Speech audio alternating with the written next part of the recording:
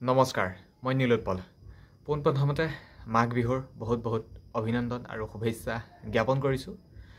এই মাঘ বিহুৰ ৰঙা জুইকুৰাই যাতে সকলোৰে জীৱনবোৰ ৰঙীন কৰি তোলক তাৰে কামনা কৰিছোঁ। এতিয়া আমাৰ 2025 আৰম্ভটো অলৰেডি হৈ গ'ল আৰু জানুৱাৰী মাহটো প্ৰায় যাবৰে হ'লেই। বিহু প্ৰায় যাবগৈ, বিহু আৰম্ভ হ'ল, গুচি যাব। ঠিক তেনেকৈ দিনবোৰ আহি আছে, গৈ আছে। আমাৰ ৰিক্ৰুটমেণ্টসমূহ চলি আছে আৰু শেষো হ'বগৈ এনেকৈ। আৰু 10 মে'টো সোনকালে আহি পাবহি। আমি ভাবি আছোঁ কিয় ইমান দিন কোনো ধৰণৰ লিষ্ট প্ৰকাশ কৰা নাই, কিয় ইমান দিন কোনো ধৰণে একো আপডেট দিয়া নাই অফিচিয়েলভাৱে। খুব সোনকালে আহিব, এনেকুৱা সোনকালে আহিব গমেই নাপাব যে বাহ ইমান সোনকালে দিলেই নাই, তেনেকুৱা নিচিনা এটা ফিল হ'ব। 3 অক্টোবৰতে ইণ্টাৰভিউ হৈছিল। এতিয়া 3 অক্টোবৰ দিনটোনো কেনেকৈ পাৰ হৈ গ'ল, ইমান দিননো কেনেকৈ গুচি গ'ল নিজে গমেই নাপালোঁ।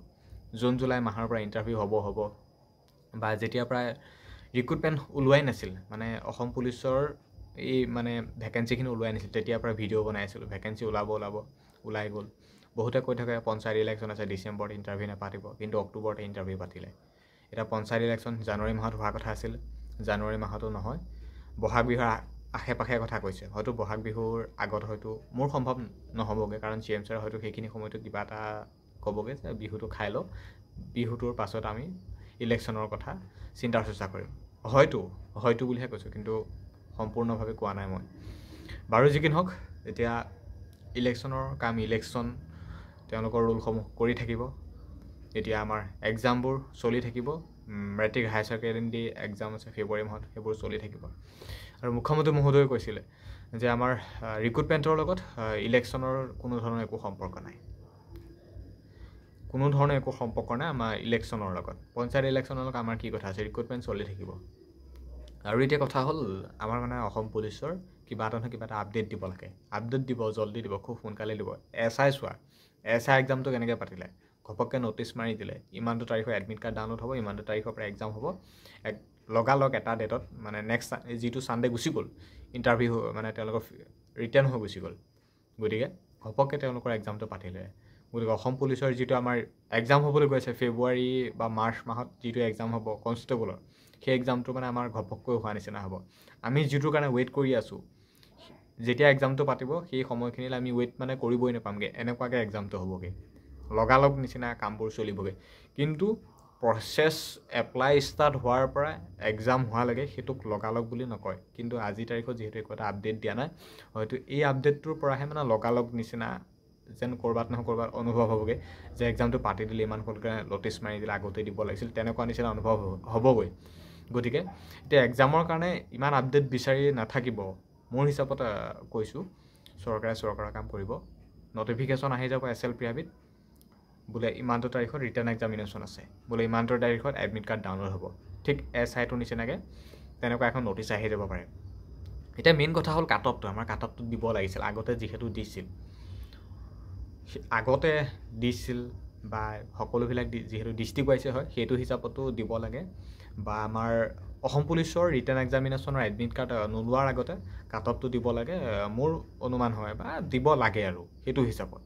কিন্তু নিদিবও পাৰে, মই ডাইৰেক্টলি কোৱা নাই যে নিদিবই, কাৰণ এই বিষয়টোত আকৌ এনেকৈ নক'বা যে নীলোৎপলে নিদিব বুলি কৈছে, তেনেকুৱা নহয়। কেণ্ডিডেট হিচাপত বা তোমালোকৰ সকলোৰে হিচাপত, সকলোৰে মনবোৰ অনুভৱ কৰিহে তোমালোকৰ মাজত এই কথাখিনি মানে কৈছোঁ, কাৰণ ইমান দিন যিহেতু দিয়া নাই, নিদিবওতো পাৰে, মই সেইটো বুলিহে কৈছোঁ। কাৰণ ৰিটাৰ্ণ এক্সামিনেশ্যনৰ 15 দিনমান আগত হয়তো এখন নটিফিকেশ্যন আহি যাব পাৰে যে ইমানটো তাৰিখত এক্সাম হ'ব বা ইমানটো তাৰিখৰ ভিতৰত এডমিট কাৰ্ড ডাউনলোড হ'ব ইমানটা বজাৰ পৰা। কাট অফ লিষ্ট হয়তো নামাৰিবও পাৰে, ডাইৰেক্ট এডমিট কাৰ্ড ডাউনলোড হৈ যাব পাৰে। যদি কাট অফ লিষ্টটো মাৰে তেতিয়া হয়তো আমি গম পাম বা ভাল হ'ব যে ইমানটো কাট অফ গৈছে।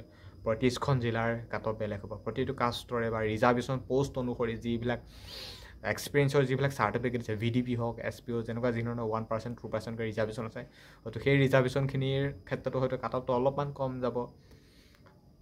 বা যিহেতু আমাৰ এতিয়া আমি গম পোৱা মতে ড্ৰাইভাৰসকলৰ যিহেতু ফাৰ্ষ্ট এতিয়া স্কিল টেষ্টটো আৰম্ভ হ'ব, গতিকে সেই স্কিল টেষ্টটো লৈছে হয়তো এইকেইদিনৰ ভিতৰতে হয়তো আমাৰ কাট অফ লিষ্ট মুকলি কৰি দিব পাৰে। হয়তো ড্ৰাইভাৰসকলৰ কাৰণে এডমিট কাৰ্ড বা কিবা এটা নহয় কিবা এটা SLPIB নটিফিকেশ্যন আহিব পাৰে এইকেইদিনৰ ভিতৰতে, মানে জানুৱাৰী মাহটো 20 তাৰিখ 15 তাৰিখ এইকেইটা ডেট ধৰি থ'ব পাৰা। কাৰণ ড্ৰাইভাৰসকলে যিহেতু স্কিল টেষ্ট আছে, হয়তো খুব সোনকালে ড্ৰাইভাৰসকলৰ কাৰণে এটা আপডেট আহি যাব পাৰে, যিসকলে ড্ৰাইভিং লাইচেঞ্চ দিছিলা ABB ইণ্টাৰভিউ হৈ থকা সময়ত।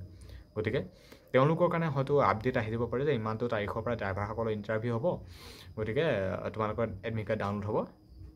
বা যদিনো ড্ৰাইভাৰসকলৰ কাৰণে এডমিট কাৰ্ড ডাউনলোডটো হ'ব, ইণ্টাৰভিউটো পাতিবই ড্ৰাইভাৰসকলৰ, গতিকে গোটেই কাটঅফটো হয়তো মাৰি দিব পাৰে, কিন্তু ৰিটাৰ্ণটো হোৱাৰ সম্ভাৱনা বা মুখ্যমন্ত্ৰী মহোদয়ৰ সেই কথাসমূহৰ ওপৰত ভিত্তি কৰি আমি এইটোৱে গম পাওঁ যে ফেব্ৰুৱাৰী লাষ্ট নহ'লে মাৰ্চৰ ফাৰ্ষ্ট সেইখিনিতে হয়তো আমাৰ ৰিটাৰ্ণ এক্সামটো অনুষ্ঠিত কৰা হ'ব।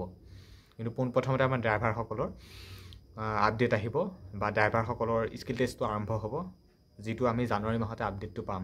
এতিয়াতো 12 তাৰিখ হ'লিহে, 13 তাৰিখ 14 তাৰিখ 15 তাৰিখ 16 তাৰিখ তেনেকৈ দিনবোৰ গুচি যাব, আমি গমেই নাপাম। আমি ৱেইটহে কৰি আছোঁ। এতিয়া এতিয়া মানে যিটো আমাৰ বিহু বা কিবা কিবি ক'ৰবাত ভাওনা নাচ গান তেনেকৈতো দিনবোৰ চকু মানে পলকতে গৈ আছে, গমেই পোৱা নাই।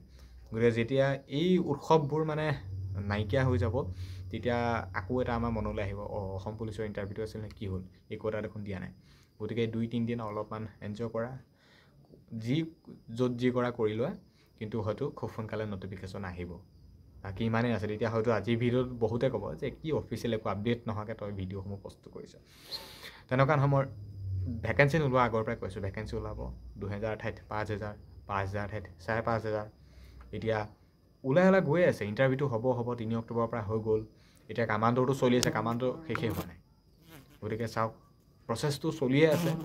গতিকে SLPIBয়েতো কোনো কামটো ষ্টপ কৰি ৰখা নাই, নিশ্চয় কামবোৰ চলাইছে। খালি ABBৰ ক্ষেত্ৰতহে ফিজিকেলটো শেষ হ'ল, তেওঁলোকৰ খালি এতিয়া ৰিটাৰ্ণ দিবৰ কাৰণে কাটঅফটো মাৰিব লাগে। হয়তো দিব, কাটঅফ মাৰিব, নহ'লে ড্ৰাইভাৰসকলৰ ইণ্টাৰভিউ ক্ষেত্ৰত পোনপ্ৰথমতে কিবা এটা আপডেট দিব।